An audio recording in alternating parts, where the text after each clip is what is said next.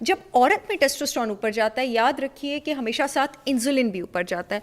Testosterone और insulin औरत में डायरेक्टली प्रोपोर्शनल होकर ऊपर जाता है और जब वो ऊपर जाता है तो एब्डोमिनल फैट होना शुरू होता है। टेस्टोस्टेरोन जब आपका ऊपर जाएगा, आपको मूड डिस्टर्बेंसेस भी होंगी, आपको स्लीप डिस्टर्बेंसेस भी होंगी, और हमें पता है कि एलोपेशिया की एक बहुत बड़ी रीज़न बाल गिरने की यहाँ पर टेस्टोस्टेरोन स्कैल्प में ज़्यादा होना होता है। तो पीसीओएस वाली लड़कियों के बाल भी इसी वजह से गिरते हैं क्योंकि उनमें टेस्टोस्टेरोन ज़्यादा हो रहा होता है। ये one of the few early symptoms हैं जब मेल हार्मोन लड़की में, औरत में फीमेल हार्मोन से ऊपर चला जाए। हर औरत के अंदर, जैसे हर मर्द के अंदर फीमेल हार्मोन भी होता है लेकिन वो कम होता है, औरत के अंदर भी मेल हार्मोन टेस्टोस्टेरोन होता है, वो कम होता है। जब टेस्टोस्टेरोन का दूसरा नाम एंड्रोजन है, वो ऊपर जाएगा तो शुरू में लड़की में एंड्रोजन वाले सिम्टम्स आएंगे। अब क्या आएंगे, ये जो मैं आपको बताने लगी हूँ, पीसीओएस की अर्ली अलामात। Welcome back, you watching morning with Fiza. हमारे पास सहर चावला मौजूद हैं और हमने इनको मधु इसलिए किया है ताकि ये आपको बता सकें ये जो पीसीओएस के प्रॉब्लम्स हैं ये क्यों हो जाते हैं। छोटी छोटी बच्चियों को इश्यूज़ हो रहे हैं, पीसीओएस के मोटापे का शिकार हो रही हैं और ये ओबेसिटी फजूल में, फिर उनके और भी बॉडी में ऐसे सिम्टम्स हो जाते हैं। कुछ लोग कहते हैं इंसुलिन भी बढ़ जाती है और ये जैसे हेयर फॉल है, चेहरे पे बाल आ जाना, ऐसे बहुत सारे इश्यूज़ का शिकार होते हैं। तो भी डाइटिशियन है, इनके पास तो पेशेंट्स आते हैं। She is one of the famous person. अगर हम अपने मीडिया की बात करें तो इनसे अच्छी डाइटिशियन अभी हमारे पास कोई नहीं है, तो इसलिए हमने ख़ास इसके लिए मधु किया कि आप बताएंगी आज हमें कि ये पीसीओएस की प्रॉब्लम्स लड़कियों को, छोटी छोटी बच्चियों को क्यों हो रही है। अस्सलाम वालेकुम। वालेकुम अस्सलाम, thank you so much for having me here. Thank you for coming. तो ओवर टू यू, अब आप बताइए। जी, पीसीओएस का मतलब मैं बता देती हूँ। पॉली यानी बहुत सारी, सिस्टिक यानी रसौलियाँ, ओवरियन यानी ओवरी में जो औरत का रिप्रोडक्टिव ऑर्गन है, और सबसे इंपॉर्टेंट लफ्ज़ सिंड्रोम। सिंड्रोम किसी एक बीमारी को नहीं कहते, सिंड्रोम कहते हैं कलेक्शन ऑफ बीमारियों या कलेक्शन ऑफ सिम्टम्स को, जिसकी वजह से बज़ाहिर जो एक मेडिकल कंडीशन सामने आती है उसको सिंड्रोम कहा जाता है। Syndrome is never a single disease. इसी तरह पीसीओएस में भी आपके पास मल्टीपल चीज़ें होती हैं जिसकी वजह से ये सूरत आती है। हमारे पास जो इसकी टिपिकल प्रेजेंटेशन है, जो टिपिकल डायग्नोसिस है, वो जब आता है अल्ट्रासाउंड के बाद आता है। लेकिन मेरा आज स्पेशली यहाँ आने का मकसद ये अवेयरनेस क्रिएट करना है कि अल्ट्रासाउंड पर डायग्नोसिस से पहले, उससे भी अर्ली स्टेज में आप इसको कैसे डायग्नोज कर सकते हैं और कैसे रोक सकते हैं। देखिए जी, रसौली बनना शुरू होगी, ज़ाहिर है वो सर्टेन मिलीमीटर साइज तक पहुँचेगी तो डायग्नोज होगी ना, लेकिन उससे पहले प्रॉब्लम पहले तो शुरू हुआ होगा, कुछ महीनों पहले शुरू हुआ होगा, साल पहले शुरू होगा, तो आप उसको कैसे डायग्नोज करेंगे। इसका पता कैसे चलता है, कोई अलामात को, ऐसे साइंस लड़कियों को, क्योंकि यही तो लेट हो जाता है, पता कुछ चलता नहीं। बिल्कुल वही बताने लगी हूँ। एक बात मैं ये बता दूं कि मोटापा पीसीओएस की वजह से भी होता है और मोटापे की वजह से भी पीसीओएस हो सकता है। ये बड़ी गहरी बात मैंने की है। इट्स अ पूरा सर्कल। पीसीओएस आपके पास होता है जब मेल हार्मोन लड़की में, औरत में फीमेल हार्मोन से ऊपर चला जाए। हर औरत के अंदर, जैसे हर मर्द के अंदर फीमेल हार्मोन भी होता है लेकिन वो कम होता है, औरत के अंदर भी मेल हार्मोन टेस्टोस्टेरोन होता है, वो कम होता है। जब टेस्टोस्टेरोन का दूसरा नाम एंड्रोजन है, वो ऊपर जाएगा तो शुरू में लड़की में एंड्रोजन वाले सिम्टम्स आएंगे। अब क्या आएंगे, ये जो मैं आपको बताने लगी हूँ, ये पीसीओएस की अर्ली अलामात हैं। स्किन रफ होगी, एक्नी शुरू हो जाएगी। जब आपके पास, आपको पता है कभी किसी ने सोचा है कि एक्नी के ट्रीटमेंट में जिंक सप्लीमेंट क्यों दिया जाता है? इसलिए दिया जाता है क्योंकि जिंक टेस्टोस्टेरोन का सबसे स्ट्रॉन्गेस्ट इनहिबिटर है। तो एक्चुअली वो टेस्टोस्टेरोन ज्यादा होने की वजह से एक्नी हो रही होती है, तो डर्मेटोलॉजिस्ट और न्यूट्रिशनिस्ट और डॉक्टर्स आपको कहते हैं कि आप जिंक ग्लूकोनेट या जिंक बिस्ग्लाइसिनेट खाएं। तो टेस्टोस्टेरोन ज़्यादा होगा क्योंकि मर्द की स्किन को रफ टेस्टोस्टेरोन बनाता है ना, रफ होगा, एक्नी होगी। दूसरी चीज़ जो आपको होगी, आपके चेहरे पे बाल, फेशियल हेयर आना शुरू होंगे। मेरे पास पिछले दिनों एक क्लाइंट आई थी, उनको सीने पे भी बाल आ रहे थे, वो भी आना शुरू हो सकते हैं।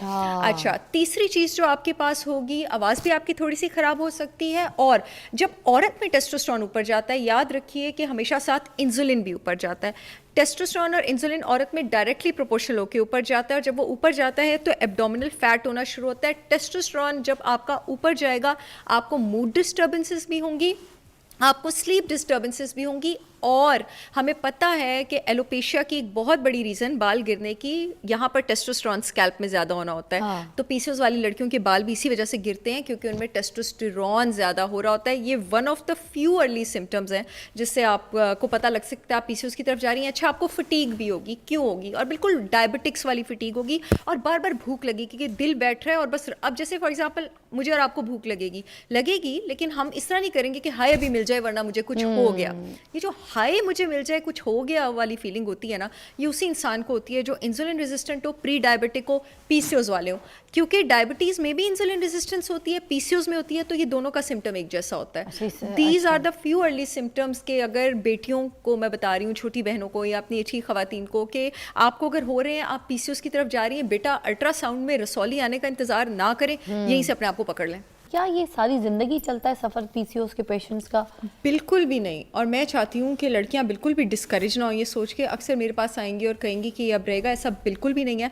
आपका पीसीओएस चाहे जिस भी स्टेज पर है, इंशाल्लाह आप उसको रिकवर कर सकते हैं। कुछ स्टेज देखें, जब भी आपने किसी चीज़ का ट्रीटमेंट करना होता है, पहले आप कंजर्वेटिव अप्रोच पे चलते हैं, यानी सर्जिकल में जाने की ज़रूरत नहीं है, इन्वेड करने की ज़रूरत नहीं है। कंजर्वेटिव अप्रोच का मतलब ये है कि हॉलिस्टिक डाइट के थ्रू, न्यूट्रिशन के थ्रू, सप्लीमेंट्स के through 70 to 80% of the cases जो हैं फिजा, वो इसके थ्रू ट्रीट हो जाते हैं। अच्छा। 6 महीने से 1 साल की ड्यूरेशन में ट्रीट हो जाते हैं, और कुछ केसेस मैंने 3 महीने की ड्यूरेशन में भी ट्रीट किए, हमेशा के लिए ट्रीट हो जाते हैं। लेकिन नज़्मो ज़ब्त इंसान को हमेशा के लिए पकड़नी पड़ती है। अच्छा। मैं भी नज़्मो ज़ब्त छोड़ूंगी, ज़्यादा 1 महीना में अच्छा फंक्शन कर लूंगी, उसके बाद मेरी बॉडी मुझे बताना शुरू कर देगी मैंने क्या किया।